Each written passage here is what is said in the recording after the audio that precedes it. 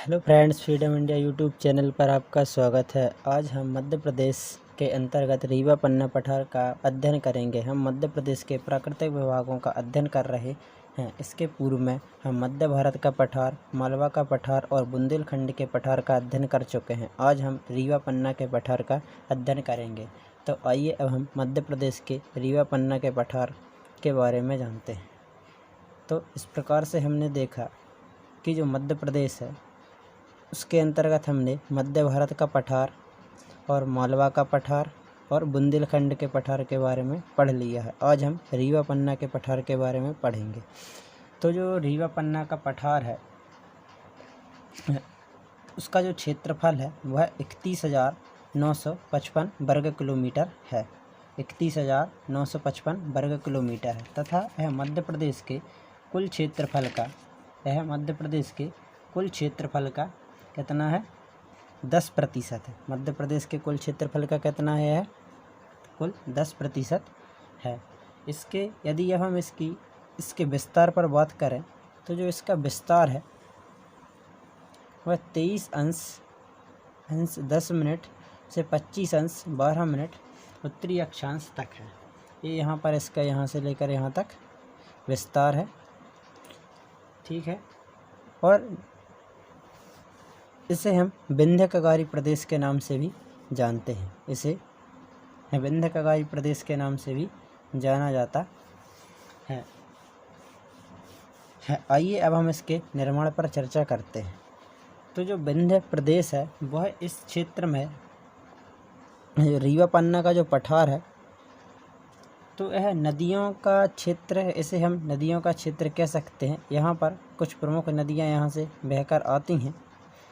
तो जिसके कारण से क्या होता है, इसकी जो चट्टानें हैं, यहाँ पर जो चट्टानें हैं, इसके इस क्षेत्र में जो चट्टानें हैं वहाँ पर क्या है, चट्टानों का अपक्षय और अपर्दन होता रहता है। नदियों के द्वारा चट्टानों का अपक्षय और अपर्दन होता रहता है। उसके कारण से क्या होता है, चट्टानें टूट फूट जाती हैं। अपक्षय का अर्थ होता है चट्टानों का अपने ही स्थान पर टूट फूट जाना, और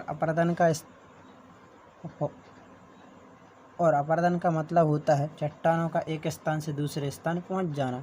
तो चट्टानों के अपक्षय और अपरदन के कारण क्या हुआ है, इस पठारी भाग का निर्माण हुआ है। तो इस प्रकार से हमने इसके निर्माण के बारे में जाना। आइए अब हम इसकी सीमाओं पर चर्चा करते हैं कि इसकी जो सीमाएं हैं वह कैसे कैसे बनी हैं।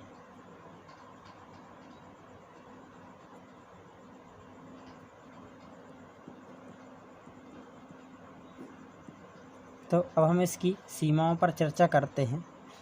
तो यहाँ पर आप देख रहे हैं इस क्षेत्र को, ये रीवा पन्ना पठार के उत्तर में क्या है, बुंदेलखंड का पठार। यह बुंदेलखंड का पठार है इस क्षेत्र में, इसके उत्तर में। और यदि इसके दक्षिण में हम देखें तो दक्षिण में यह जो घाटी है इसे नर्मदा घाटी कहा जाता है। इसके दक्षिण में क्या है, नर्मदा घाटी है। और इसके पूर्व में क्या है, बुंदेलखंड का पठार है। और यहाँ पर हम उत्तर और पश्चिम के बीच में क्या देख रहे हैं, मालवा का पठार। तो इस प्रकार से ये क्या, रीवा पन्ना पठार की सीमा है। तो इस प्रकार से हमने रीवा पन्ना पठार की सीमाओं के बारे में जाना। आइए अब हम इसका जो विस्तार है उसके बारे में जानते हैं। इस प्रकार से हमने सीमाओं के बारे में जान लिया है। इसकी जो चारों सीमाएं हैं उनके बारे में जान चुके। अब हम इसके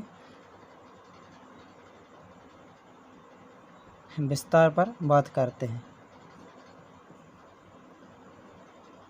यानी कि कितने ज़िले में इसका विस्तार है। तो इसका जो विस्तार है वह प्रमुख रूप से रीवा में है, पन्ना, दमोह, सागर और सतना में है। तो इन ज़िलों में इसका प्रमुख रूप से विस्तार है। आइए अब हम इस क्षेत्र के वनों पर चर्चा करते हैं।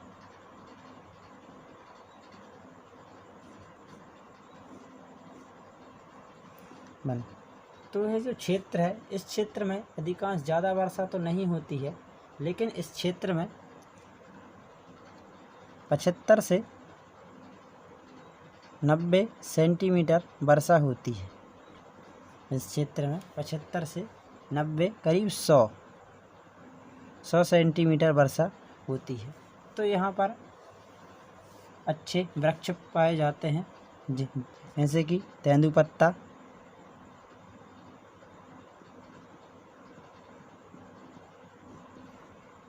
शीशम,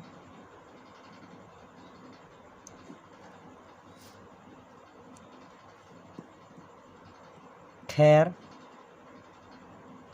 आदि।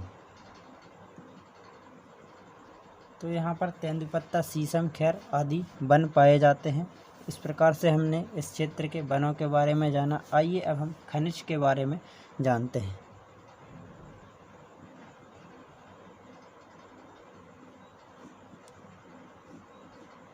खनिज तो इस क्षेत्र के जो प्रमुख खनिज पदार्थ हैं वह हैं चूना पत्थर,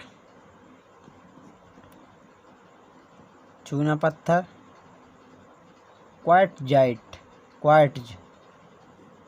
चूना पत्थर, क्वार्ट्ज, बलुआ पत्थर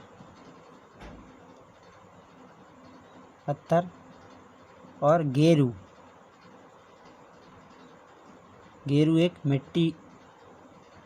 मिट्टी होती है जिसका उपयोग घरों में किया जाता है। इसके अलावा हीरा। तो इतने एक खनिज पदार्थ यहाँ से निकाले जाते हैं। चूना पत्थर, क्वार्ट्ज, बलुआ पत्थर, गेरू और हीरा यहाँ से प्रमुख रूप से निकाले जाते हैं। इस प्रकार से हमने खनिजों के बारे में जाना। आइए अब हम इस क्षेत्र की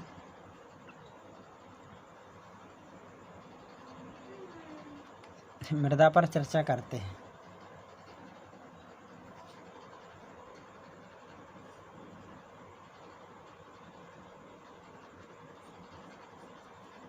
इस क्षेत्र की जो मृदा है, यहाँ पर काली और लाल मिट्टी पाई जाती है। काली प्लस लाल, यहाँ पर काली और लाल मिट्टी पाई जाती है इस क्षेत्र में। अब हम फसलों की बात करें तो यहाँ पर गेहूँ,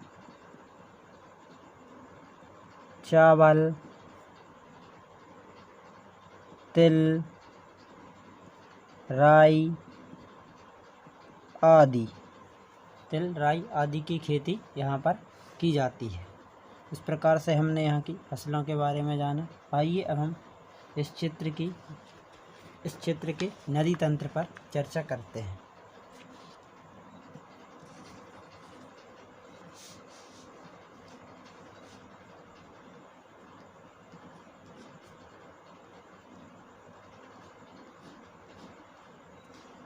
तो इस क्षेत्र में प्रमुख रूप से जो नदियाँ बहती हैं उनके नाम है कैन, टॉन्स, सोन तथा बीहड़ आदि नदियाँ यहाँ पर बहती हैं। कौन कौन सी नदियाँ बहती हैं? सोन, टॉन्स, केन तथा बीहड़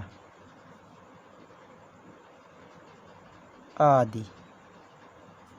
तो यहाँ पर सोन, टॉन्स, केन तथा बीहड़ आदि नदियाँ प्रवाहित होती हैं। इस क्षेत्र की नदियों की प्रमुख विशेषता यह है, ये नदियाँ क्या करती हैं? जलप्रपात बनाती हैं। ये नदियाँ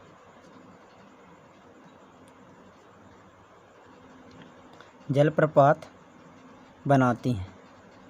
क्या करती हैं? ये नदियाँ जलप्रपातों का निर्माण करती हैं। तो यहाँ की सोन, टॉन्स, केन जो बीहड़ आदि नदियाँ हैं, ये नदियाँ क्या करती हैं? यहाँ पर जलप्रपातों का निर्माण करती हैं। जलप्रपातों के लिए प्रसिद्ध हैं ये नदियाँ। जो मध्य प्रदेश का सबसे बड़ा जलप्रपात है वह इसी पठार में स्थित है। तो आपसे यह प्रश्न पूछा जा सकता है कि मध्य प्रदेश का जो सबसे ऊंचा जलप्रपात है वह किस पठार में स्थित है? मध्य प्रदेश का सबसे ऊंचा जल प्रपात इसी पठार में है। तो मध्य प्रदेश का जो सबसे ऊंचा जलप्रपात है वह इसी पठार में है।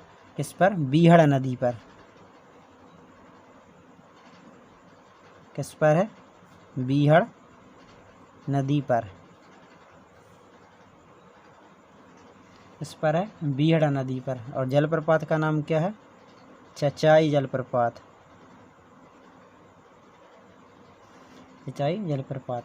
तो फ्रेंड्स, इस प्रकार से हमने आज रीवा पन्ना के पठार के बारे में जाना। तो मुझे आशा है कि आप अब रीवा पन्ना के पठार पर आसानी से लिख पाएंगे। यदि MPPSC मेंस में रीवा पन्ना के पठार पर आंसर राइटिंग करने के लिए आता है तो आप इसे आसानी से कर ले जाएंगे। फ्रेंड्स, आप इसे अच्छे से नोट कर लीजिएगा। Thank you friends.